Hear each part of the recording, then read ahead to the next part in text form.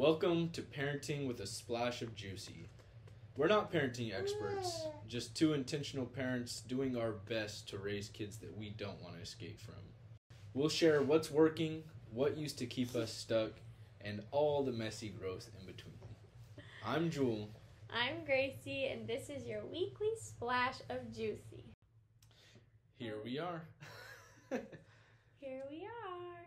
Back with episode number 2 of Parenting with a splash of Jewcie. There we go. If you watched our last podcast, you know why we're looking down here. If you have not watched it, make sure to watch it to the end, just so you know how real this really is. Yes, so I'm Jewell. I'm Gracie. But you already know that if you're watching this. So here we are. Episode 1 was a little bit about who we are, where we come from, and why it might be beneficial to listen to us. Episode 2. It's very beneficial. It's very. You should. I would, if I were you, I would listen to me. Just trust us. Yes. Trust us. Episode 2. We're going to talk about why we chose to have a home birth and our home birth experience versus our hospital birth experience, because it's Mother's Day. Yes. So, what better way to spend our day than talk about becoming a mother? Mm-hmm. Times 2. I think it's really cool, which obviously we'll talk a little bit more about the details and everything. But I recall with baby number 1, Joseph Sonny Blue Hicks, that's our son. Baby number 2, Nia Mae Hicks, that's our daughter. Our son, our first child, was in the hospital. Baby number 2, Nia, was born here at home. Not going to give you our address. What I want to talk about is with Sonny's pregnancy. I kind of want you to take us back a little bit, because obviously I didn't give birth. I don't know what your belief system is watching this, but as a man, it's not something I can do. She's a woman, she's a mother. So she's going to be kind of filling us in about her experience with, that physical action of delivering a baby and what that process around that looks like. Take us through your pregnancy a little bit. What I want to rewind to, coming full circle, is... is that a rewinding? A lot of people probably don't know what a VHS rewinding sounds like, or a tape recorder. You should just put it in there. Maybe. Probably not. Sounds like a lot of work. What I'm going to ask you about now, long story long, is pregnancy number 1. We talked about having a home birth. Mm-hmm. It was a conversation that was brought up. I think we both knew we did not want to do induction. We didn't want to do no interventions. As minimal intervention as possible. We weren't sure about pain medication. We obviously learned about. We did our research on vaccinations and whatnot. I didn't want to do pain. Yeah. Medication. Okay. But there was a reason why you didn't want to go to the hospital. So take us through that a little bit. Kind of give us with my second? Your perspective. No, with baby number 1, you didn't want to do a home birth. Okay. With baby number 1, you didn't want to do a home birth. Take us through that a little bit. Baby number 1, shout out to Demi, Jewell's sister. She had a home birth, and she had mentioned it to me, and I was like, oh no, like, I just couldn't do that, like, literally. I think the phrase is, I could never do that. I don't know if I said never, but I was just like, no, maybe I did. I just feel like that anyways. And it was like, I really didn't give it that much thought, to be honest with you, at the time. As we said in our previous episode, we weren't even planning on having this baby. Like, he was unexpected. And then, like, for me to, like, also have a home birth, it was like, whoa. Like, it was just this huge, like, new thing for me. I didn't know what motherhood was like. I didn't know what giving birth was like. I had no idea what labor felt like contractions. None of it was all very unknown to me. And so just your average girl growing up in America was like, no, hospitals must. Like, I have to have a doctor there. I think we did eventually, like, kind of talk about a birthing center, but I was like, no, I want to have a doctor there. Like, I want to go to the hospital. And, so yeah, it was just like unknown, honestly. A little bit just limiting myself. I just wanted to add the context because maybe not everybody watched the first one. We were both 20 years old when she got pregnant. She lived with her mom. I was living with my brother and another roommate. We were not planning on having kids anytime soon. Our relationship was like at a very fragile point at that point in time. And our education on pregnancy, prenatal health, childbirth, labor, and raising a baby, our education on all that was about this much. Grandson was 0. I was an uncle, which if anybody out there is an uncle or has an uncle for their kids, you know what their education level and raising a child looks like. And 0. The cameras. 0. And during the pregnancy, we didn't spend that time educating ourselves. Not true. Making up that gap. We did educate ourselves. We did some levels of education during that time, but that was not our primary focus, considering that you worked a full-time job for 8 out of 9 months of that pregnancy, and I was doing drugs pretty much every day still. So that's a little bit of context coming into this, so please continue. He only smoked weed, you guys. Don't do drugs. Get scared. Don't do drugs. Still I was smoking weed. I was getting high every day, but that's 3 years ago, right? This was 4 years ago, 5 years ago now. Wow, 4 years ago. Don't do that anymore. Not at all. And we can talk about that later on, but this is just to set the stage for where we were at this time and why we were making our decision-making process, I guess. So, anyway, I was just gonna say. You said you're just another girl growing up in America. Yeah, well, I wanted to add. Sorry, when you were saying all that, like the people that we had around us. Also, I was still like I cared a lot about my family's opinion and stuff. And so towards the end of my pregnancy, I did educate myself on giving birth, and I read a lot about the Bradley method, which shout out to Demi again. Yeah, Demi gave me that book, and it's like basically your partner's helping you through birth, and we didn't want any intervention, so it's more like supportive for that. It talks about like the different positions you can have your baby in, which is like not what the hospital. It's not usually. The typical laid up on the bed with your legs kicked up. That's not.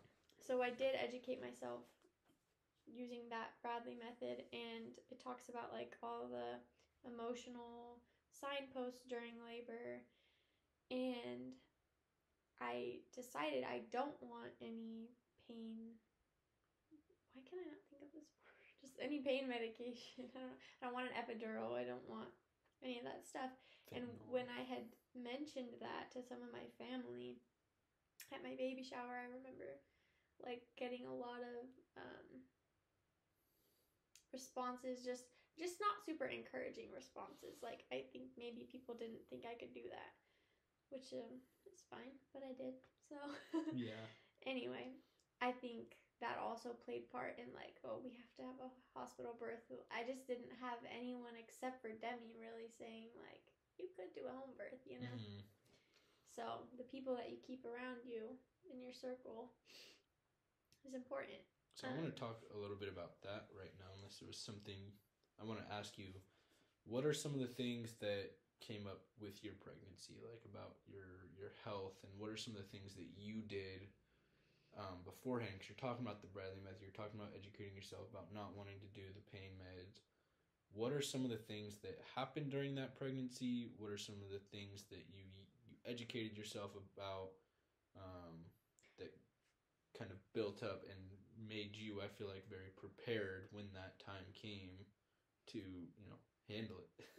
I was prepared. So Demi got me also the Mama Natural book, which talks a lot about all the interventions that can happen during pregnancy. It has statistics in there and just like some natural ways to like prepare your body kind of for labor. So I did that, like the red raspberry leaf tea towards the end of your pregnancy, and I ate like 3 dates every day, like towards the end. So there's that stuff. Perineal massages towards the end as well. Yeah. And then also my whole pregnancy, I was very active. Like I took good care of my body and I stretched, I did yoga or I exercised, and like those things do help. You know, you want to keep your body running good.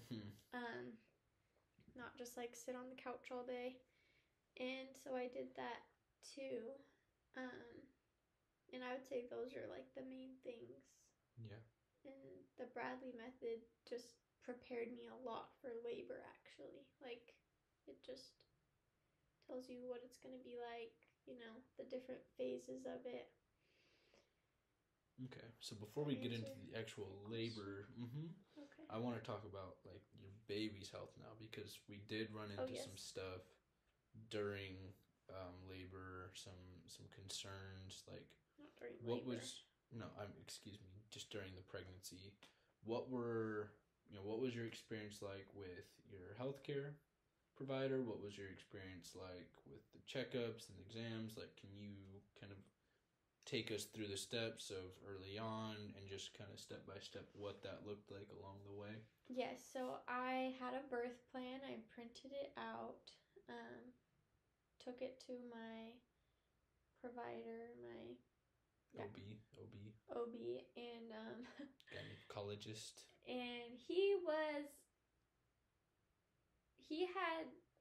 did not have good bedside manner. Very formal. He was very formal. I did feel like he took the time to answer my questions, but I remember the first thing, like my first visit there, they did pap smear. I had never had a pap smear before, and he didn't prepare us like, hey, you're gonna come in and get a pap smear. Like, he just literally just like shoved it up there and did that. And for anyone who doesn't know, it's just like a metal. Yeah, it's just like a metal tool, but I was like not prepared, and it kind of is very uncomfortable. So that's especially if they don't tell you. It's like they don't. It was not. It was. Just felt very violated. So that was like not a good experience. I set that experience aside though, and other than that, he was like a rare kind of, I think, a good doctor. Like he answered all of our questions. He was never pressured us into doing anything that we didn't want to do. He shared his opinion with us, what the possible pros and cons might be. But then, all in all, aside from, it was the bedside manner. It's pretty typical. I think a lot of us have probably had a physician, a doctor with poor bedside manner. It's like they're here to do business and leave. Like, don't necessarily look at you as like this is a person having a major life event. It didn't feel like that. There was no like real connection there. Yeah, no connection there. And then towards the end of my pregnancy, he actually had a different doctor like come in one day. He was out or something. And all of a sudden, my whole pregnancy, everything had been fine. And then like I got all the ultrasounds and everything. Baby looked good. And then once this new doctor came in, the one day we did an ultrasound and anatomy scan, and they were like, listen, your baby's like really, really small, and you need to be induced. And like there's a risk that your baby could die if you don't. And induced were now like I was like, what? Like it was just so out of nowhere. I had like no education on what they were talking about.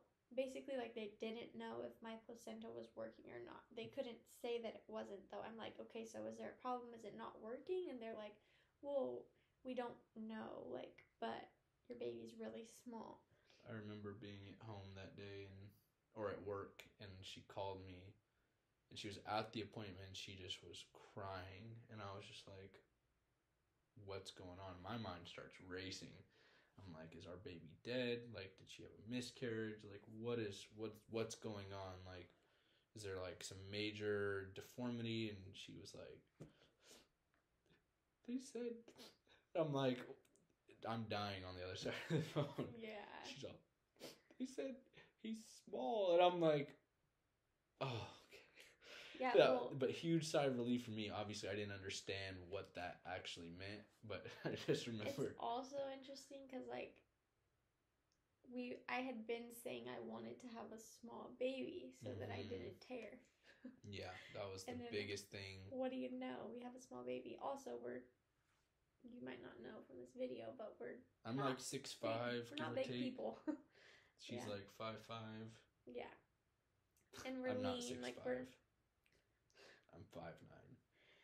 We're pretty. Yeah. Yeah. Anyway, we're not big people, so it's like. We didn't expect to have a huge baby. Yeah. So anyway, we just like trusted our instincts, and we were like, no, I don't want to be induced.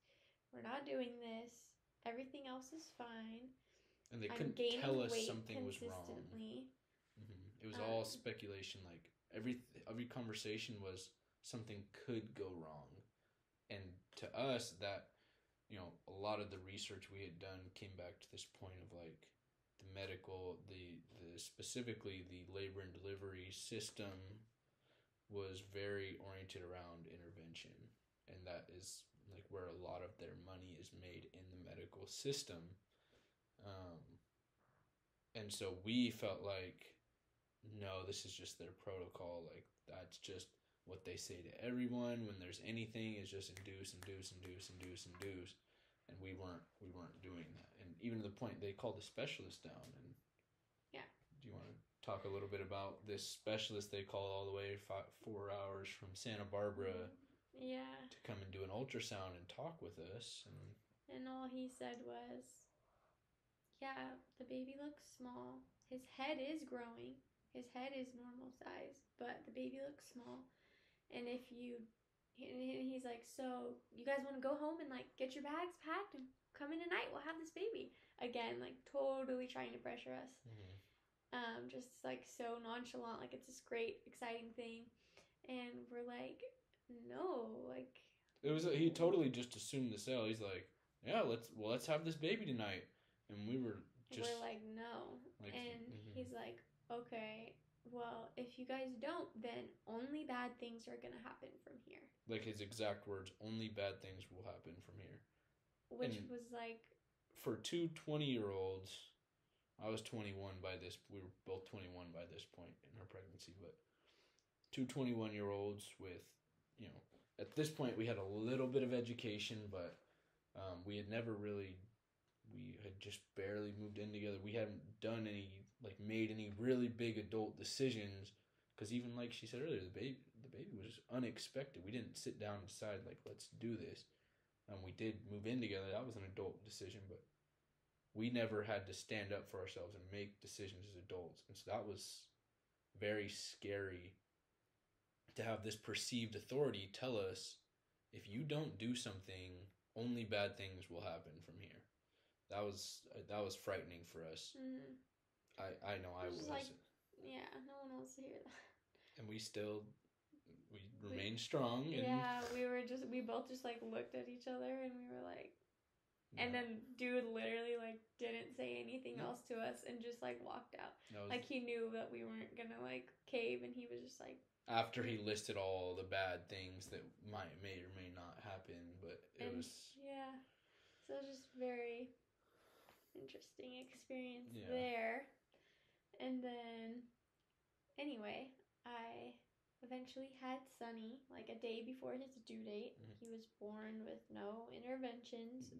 They did do a membrane sweep. Her OB did a membrane sweep on the day before, because we agreed if by her due date she hadn't had the baby that we would do some sort of induction, whether it was through medication or whatever. I don't remember all the methods now. Which, going back now, I probably just would have like waited and let him be in there longer. Mm-hmm.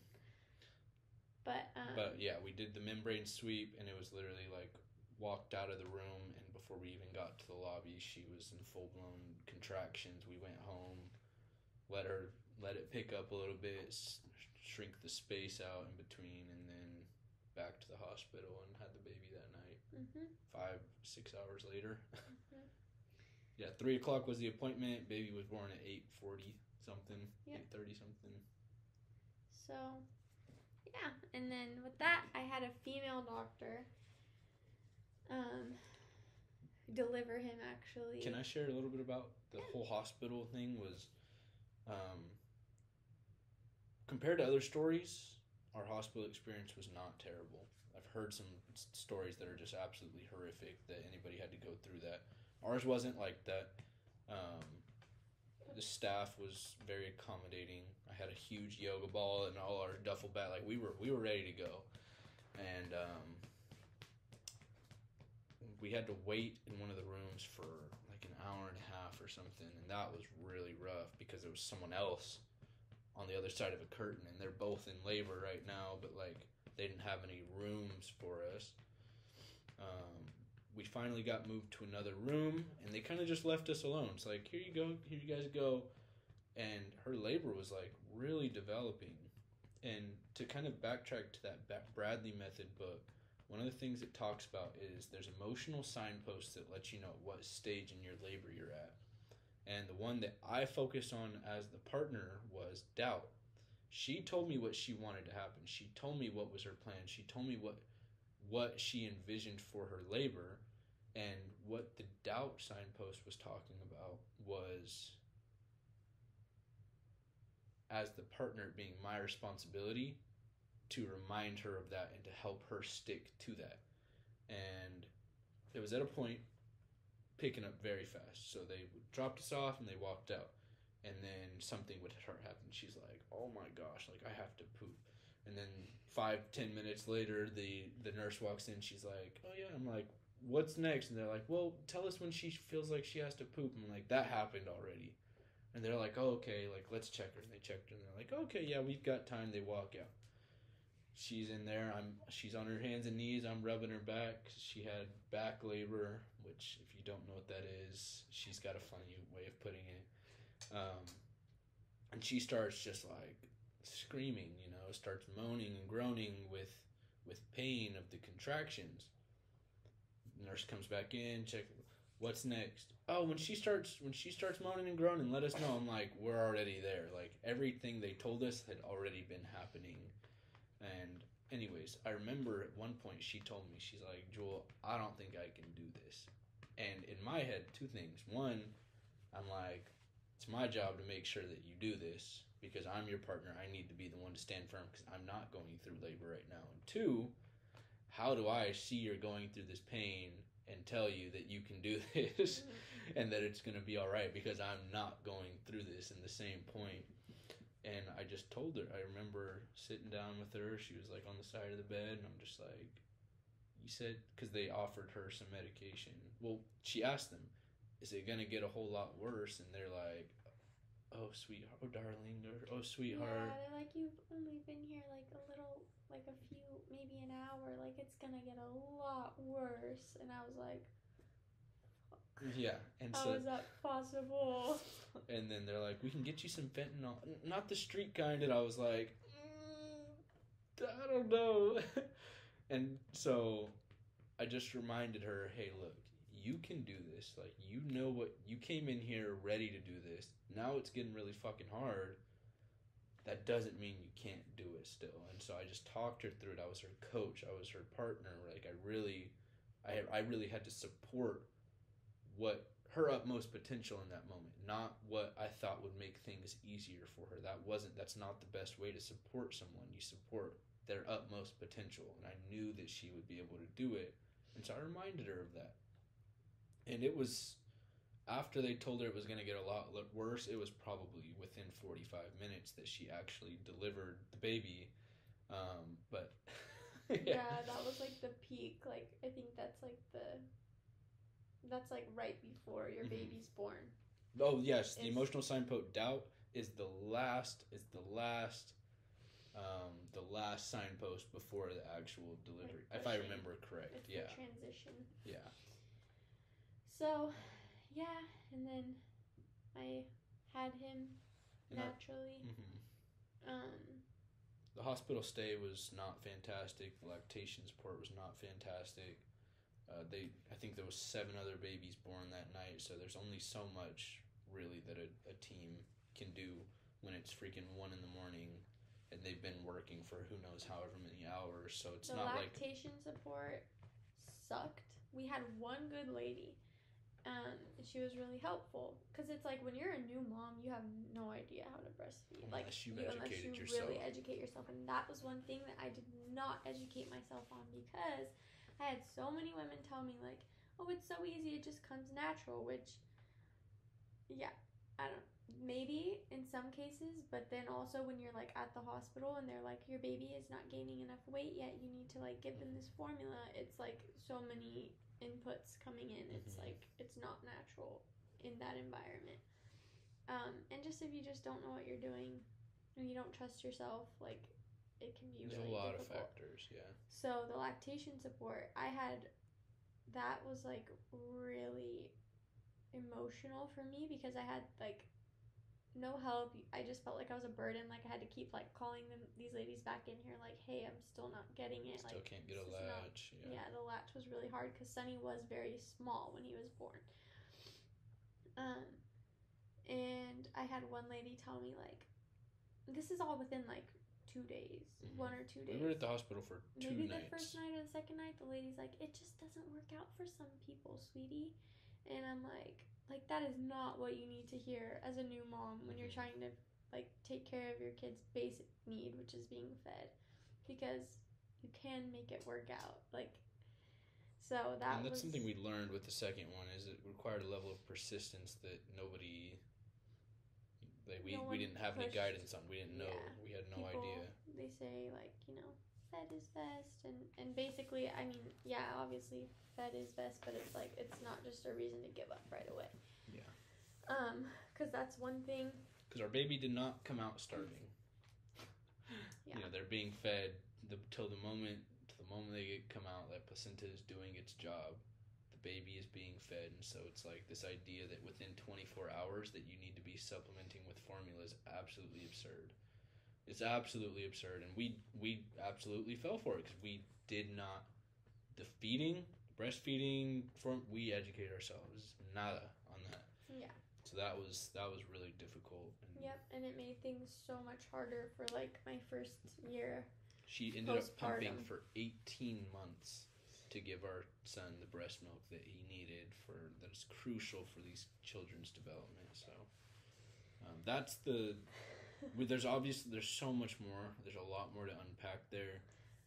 Do you want to talk more about that hospital birth, and we can talk again next week about? That's what I was thinking. We could like split the episode. I think that's definitely a good idea because we're already hitting that 30-minute mark. Yep. And that's not even everything. So the home birth obviously was so different, but that was you becoming a mother, what that process looked like, doing it through our medical system. Yeah. Obviously, I'm sure you heard the things that we wish we would have done better, right? Like, what the things that we did that worked really well for us. Bradley method, which we can link the book below. Having a supportive partner. My Instagram, Jewell on purpose, but I can't be your partner, so find your actual partner. Yeah, and like just get on the same page, because like another stereotype I feel like is that during birth, like you hate your husband. Oh yeah, she apologized to me during her labor. It's just like so many stereotypes. Like it does not have to be like that. Like he was like my hero during my labor. Like when we were on the same page, we were in sync. Like he was supporting me. I was like telling him thank you and like sorry for being so difficult, because I was like demanding like do this, try that, but it's like not at any point did I feel like that. So I just, and a message to dads: turn the fucking TV off for one. There better not be a fucking TV on in that room.